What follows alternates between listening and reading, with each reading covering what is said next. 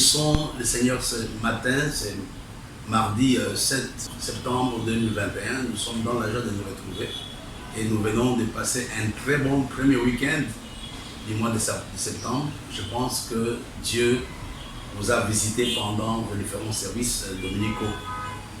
Et j'aimerais sans plus tarder recommander cette classe à la grâce de Dieu.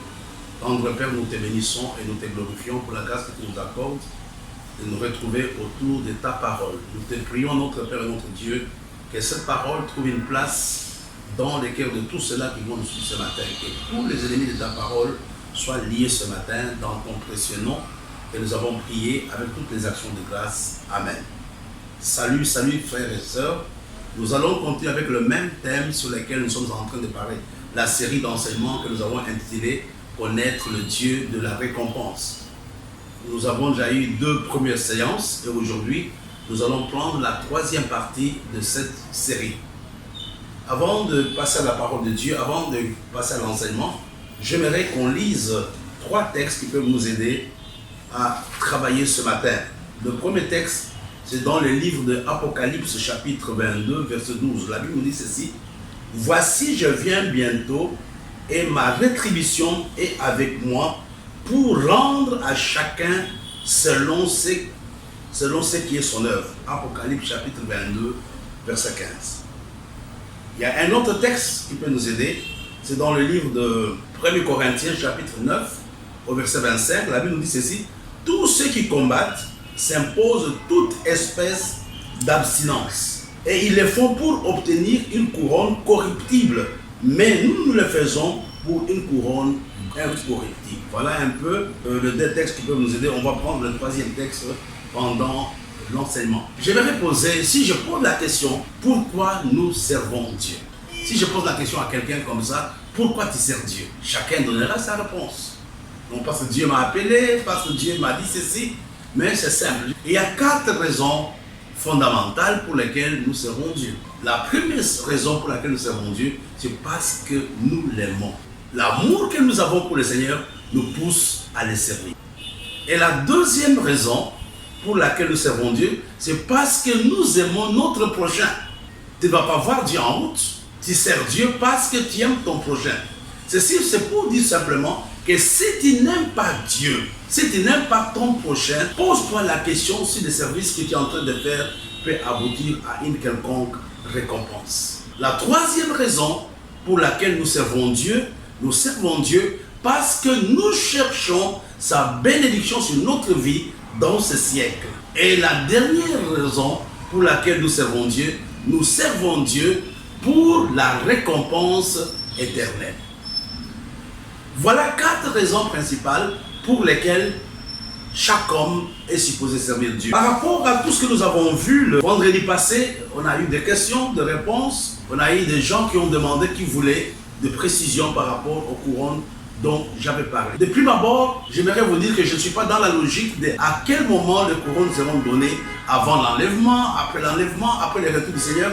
Je ne suis pas dans ces cadres-là pour situer à quel moment nous allons être couronnés. Mais j'aimerais simplement revenir sur les 5 couronnes qui ont été expliquées le week-end passé. Lors de la dernière séance, j'avais parlé de 5 couronnes. Et je vais y aller très lentement. Pourquoi? Vous allez comprendre que Dieu va rendre à chacun, comme nous l'avons vu tout à l'heure, selon son œuvre. Dieu ne peut pas te couronner parce que quelqu'un d'autre, parce que ton mari a travaillé, parce que ta femme a travaillé. Non, la couronne est une conséquence de ce que toi et moi faisons quand nous sommes encore dans cette chair, quand nous sommes encore dans ce corps. La première couronne, c'est la couronne incorruptible. Note ça, c'est la couronne incorruptible. Elle est donnée à qui? Elle est donnée à ceux-là qui font preuve de la persévérance, de la tempérance, de la maîtrise de soi dans leur vie chrétienne.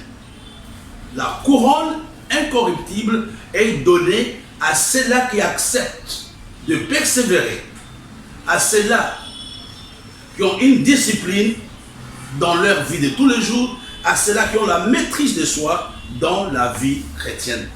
La 2e couronne dont on avait parlé, c'était la couronne de vie.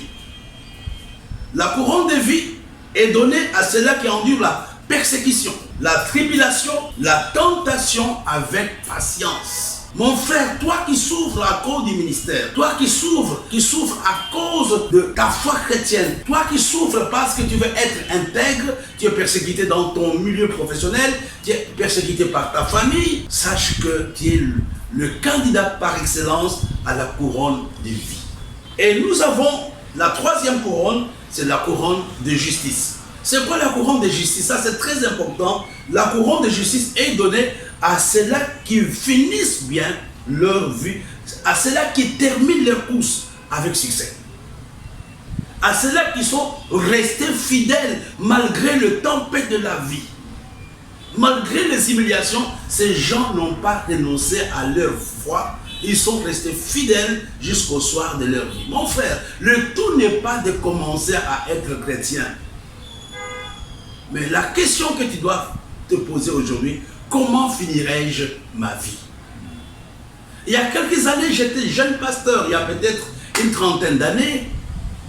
Il y avait une sœur de notre communauté qui avait perdu son fils qui devrait avoir peut-être 8 ans, 7 ans, je ne me rappelle plus exactement. Elle était inconsolable. Et Dieu m'avait donné une parole pour cette femme. J'étais jeune, j'avais la trentaine à l'époque. Et je lui ai demandé, j'ai dit, mais nous savons au moins où se trouve actuellement ton enfant. Et toi, tu sais comment tu vas terminer ta course. Et cette parole était une parole de consolation. C'était une parole qu'il avait reprise. Je lui ai dit, écoute, ça ne sert à rien de te lamenter, de te compromettre. Il faut que tu te battes pour que tu dises un jour, je veux être à côté de mon fils. C'est une parenthèse.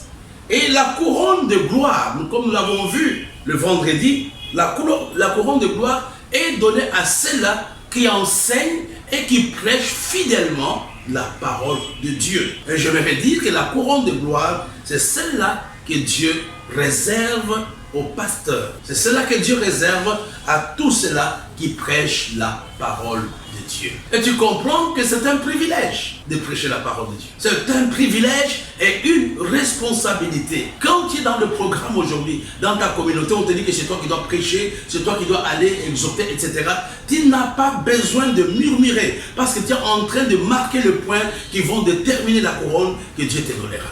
De savoir qu'après cette vie, on aura le tribunal de Christ. Ça sera le tribunal pendant lequel il y aura distribution de couronnes à gauche, à droite. Il y a des gens qui auront 5 couronnes. Et quand tu as 5 couronnes, je ne sais pas, tu vas léguer sur combien de nations.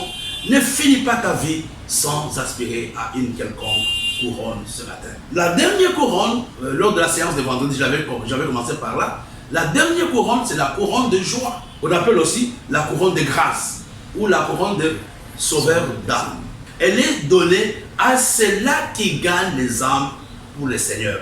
Mais j'aimerais ajouter quelque chose. Peut-être tu n'as pas la possibilité de gagner les âmes, mais tu peux t'investir. Tu peux prendre ton argent et soutenir ceux qui sont en mission pour le salut des âmes. La couronne de joie est donnée à ceux-là qui gagnent les âmes pour le Seigneur. Ces choses ont été vues lors de la séance du week-end passé. Avant de continuer, un frère m'a posé la question si un homme peut avoir plusieurs couronnes. Si, c'est même l'idéal. L'idéal est de pouvoir avoir plusieurs couronnes. J'aimerais te dire une chose. Ce sont ces couronnes, vous allez lire dans la Bible, qui vont nous permettre à régner sur les nations.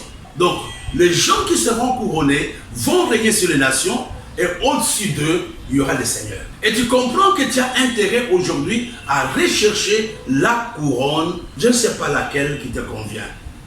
Mais quant à moi, j'aimerais t'encourager à voir toutes ces couronnes. Ce matin, nous allons entrer dans le vif du sujet. Nous sommes à la troisième partie de notre enseignement.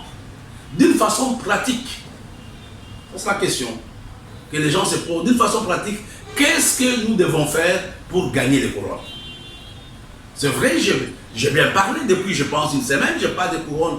Mais concrètement, moi en tant que chrétien, d'abord, j'aimerais dire que la couronne, on parle de la couronne après l'acceptation de Jésus comme étant notre Seigneur et Sauveur personnel. Quand il y a la vie éternelle, le jour de ton salut, c'est en ce moment-là que nous pouvons parler de la couronne, pas avant. Donc la première chose, accepte le Seigneur. Si tu ne l'as jamais accepté, si ta famille n'a pas encore connu le Seigneur, c'est le moment de dire, je prie pour eux, ils acceptent le Seigneur. S'ils meurent dans ces conditions, ils n'auront pas cette couronne.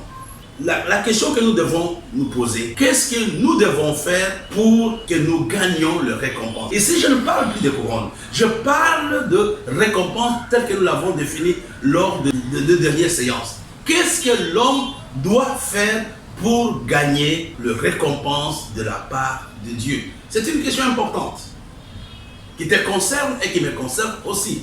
La première chose, l'élément par lequel Dieu passe pour récompenser ses enfants, c'est quand nous devenons les gagneurs d'âmes. Mon frère et ma soeur, là tu auras quelques points.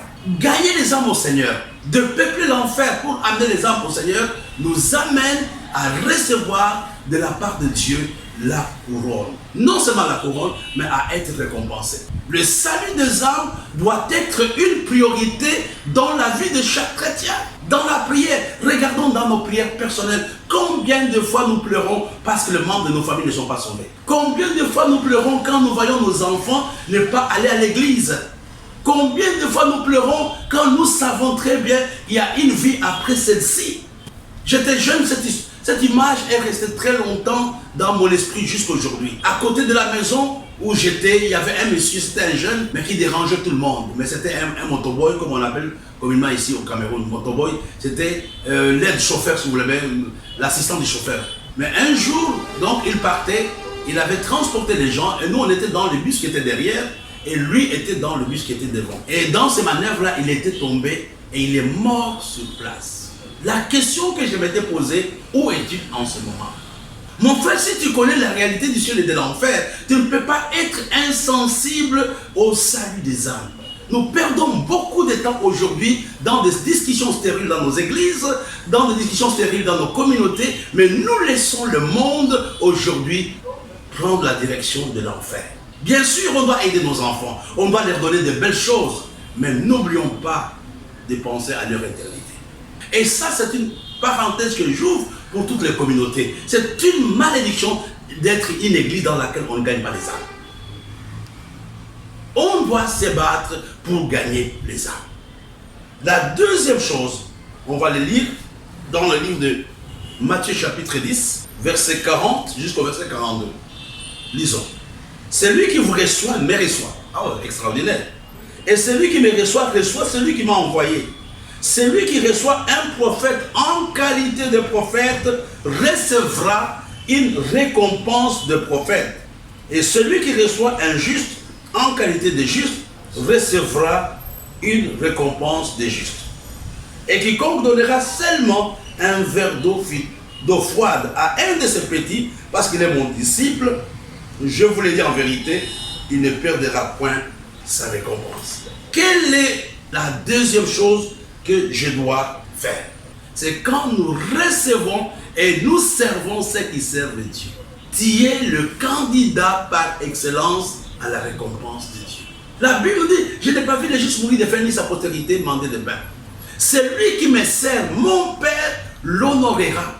Regarde, quand tu sers quelqu'un que Dieu est en train d'honorer, toi-même aussi tu seras honoré. Cela est très important. Recevoir et servir ceux qui servent, c'est pas moi qui l'ai dit, ceux qui servent Dieu, Dieu le récompense. Tout ce que vous faites, Dieu vous le récompense. Peut-être vous êtes en santé parce que vous servez Dieu. Peut-être vos enfants font de bonnes études parce que vous servez Dieu. Quand nous recevons les hommes de Dieu, quand nous servons les hommes de Dieu, Dieu nous récompense. Et ceci, j'ouvre une parenthèse, quand tu méprises aussi les serviteurs de Dieu, un certain mépris vis-à-vis des hommes de Dieu et des femmes de Dieu, tu peux perdre ta récompense. Et vous comprenez, la manière dont tu vois les serviteurs de Dieu qui te servent déterminera la récompense que tu peux avoir de Dieu. Un jour, Élisée voulait avoir l'onction. Il dit à Élie, donne-moi l'onction, je vais avoir la double onction de ce que tu as. Élisée lui a dit, si tu me vois, et tu comprends que la grâce que tu auras dépendra de comment tu vois l'homme de Dieu qui se trouve en face de toi. Et c'est la raison pour laquelle souvent on dit, c'est dans la Bible, nul de prophète chez lui. Et vous allez voir le même serviteur de Dieu dans son église, il n'y a pratiquement pas de miracles, Il suffit qu'ils sortent pour qu'on dise le miracle. Pourquoi? Pourquoi il y a des miracles? C'est parce que la manière de le regarder des gens est différente. La troisième chose, nous l'avons déjà vu, à qui Dieu donne des récompenses. Allons dans le livre de Matthieu, chapitre 5, verset 11 au verset 12. Matthieu chapitre 5, verset 11 jusqu'au verset 12. Ah là là. La Bible nous dit, heureux serez-vous lorsque on vous outragera, qu'on vous persécutera, et qu'on dira faussement de vous toutes sortes de mal à cause de moi. Réjouissez-vous et soyez dans l'allégresse, parce que votre récompense sera grande dans le ciel, car c'est ainsi qu'on a persécuté les prophètes qui ont été avant vous. Oh, il y a des gens qui pleurent. Je vais quitter l'église, je vais quitter le ministère, les gens me critiquent. La Bible me dit clairement ici, heureux serez-vous quand on vous persécute à cause de moi. Personnellement, j'ai tout vu dans le ministère. J'ai tout vu dans le ministère. Et j'aimerais que tu comprennes que la persécution est un moyen par lequel Dieu passe pour être récompensé. Je voudrais aujourd'hui m'arrêter par là. Et nous allons continuer avec les autres points lors de la classe du vendredi 10 et je compléterai. C'est un enseignement important, c'est un enseignement qui aborde tous les aspects de la vie chrétienne, la soif de connaître le Dieu, de la récompense. Que Dieu vous bénisse et ayez une très bonne journée. Amen. Your love is kind. Your love is patient.